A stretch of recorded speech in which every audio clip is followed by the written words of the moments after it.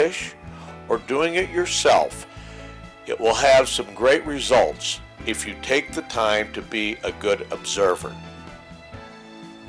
You can learn a lot from watching other people make mistakes and doing it right. Fly fishing, like anything, takes practice, but it is not a sport for people who do not have the patience to take the time and watch and learn.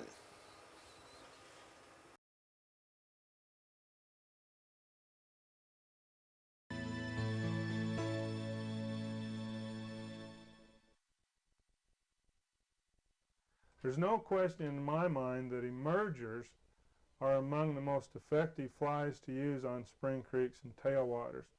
Emergers are effective because it takes the dun of the mayfly and midges or other aquatic insects some time to break free as they drift in the surface film. Mayflies take much longer to emerge than other types of aquatic insects, and so emergers are extremely effective. One of my favorites is called the Halfback Emerger, and it's a pretty simple pattern to tie. It imitates the mayfly dun as it's just starting to escape from the nymphal case. It almost looks like a floating nymph.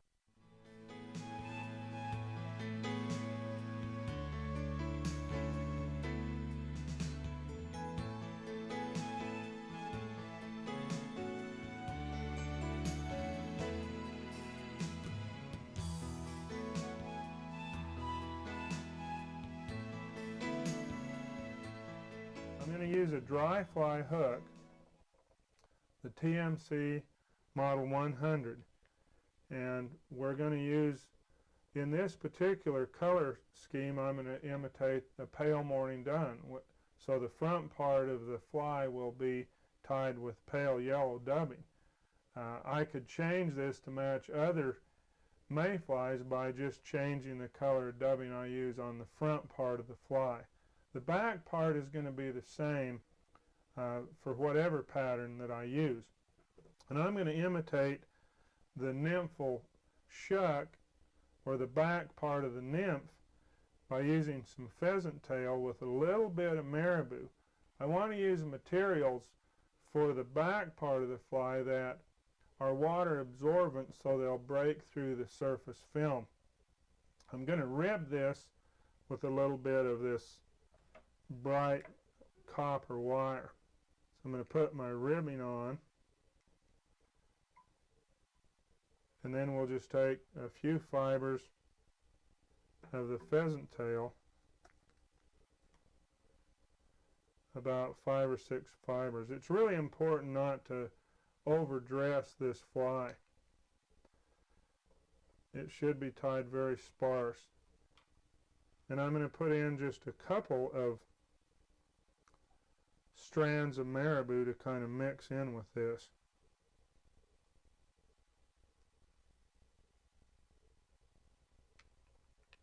Tie this in, and then we'll just wrap this forward about halfway up the hook shank.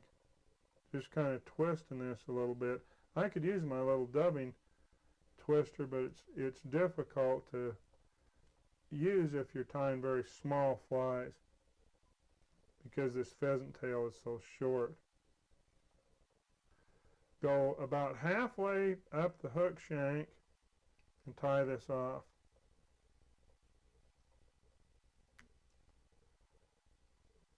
We want to break the marabou so that it's no longer than the pheasant tail fibers. And then we're going to rib this with this wire, which will help bind it down, and also will add a little bit of weight to the fly, to the back part of the fly. Now for the front, I'm going to tie some dubbing, and I'm going to tie a wing case out of deer hair.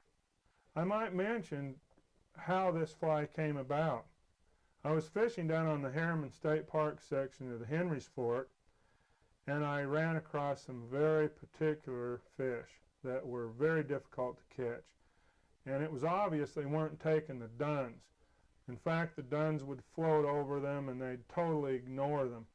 Yet they would continue to rise. And looking at the water very close to me, I actually watched a couple of mayflies emerge. And the closest thing I could see to what this looked like was a little humpy. I didn't really have any emergers in my box, but I had some yellow humpies.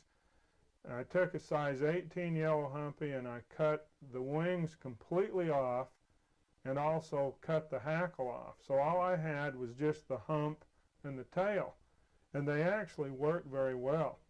And so from that, I worked on a pattern that would give that same effect. And I've watched a lot of mayflies emerge in an aquarium. And they look very much like this particular emerger. Now you don't have to use deer hair for the wing case. You do need something that you can form kind of a hump. And I've used very thin foam and pulled it over the top. I've also used CDC feathers, a bunch of CDC fibers, and pull over. But the original pattern was tied with deer hair, so that's what I'm going to use. And I'm going to tie this just like I would tie a humpy. So the first thing I'm going to do, I've cut a little bit of hair, and I'm going to comb all the little guard hair and this little fuzz and short hairs out. And then I'm going to tie this in about the same way that you would tie a humpy. And when you tie this in, you want to cut the hair all even to start with. That's really important if you're tying hair on to form kind of a hump, just like a humpy. Now I'm going to lay the thread right up next to this tight hair and start to tighten. I can't get all this hair tight with one turn, so each consecutive turn, I'm tightening a little more until I've been able to bind this hair down. So there's my hair tied in. I'm going to clip any little excess hair, and then I'm going to dub the mayfly portion of this, the merging part, with this pale yellow.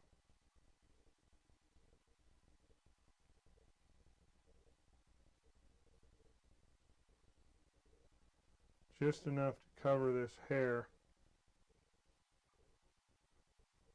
You need to leave plenty of room at the head because we've got to bind all this hair down.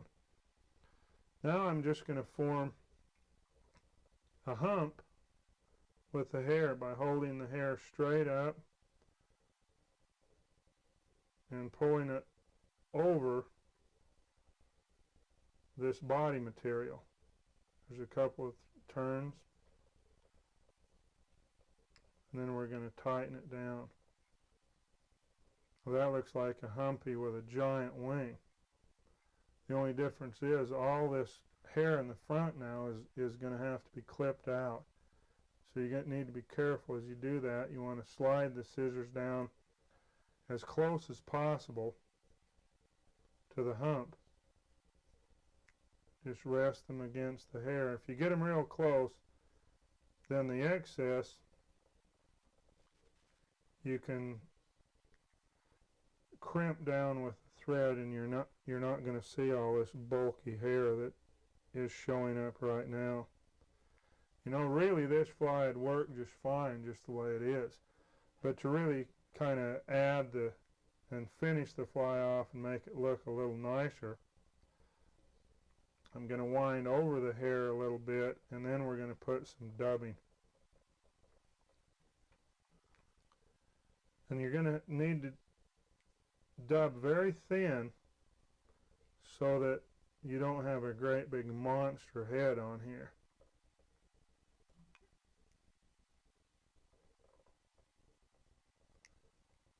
Just making it a little bit yellow, and then we'll finish that fly off. Pretty simple fly, but extremely effective. It makes you wonder why these flies that are so simple work so well on spring creeks. But the reason is because fish tend to do most of their feeding in the surface film rather than on it.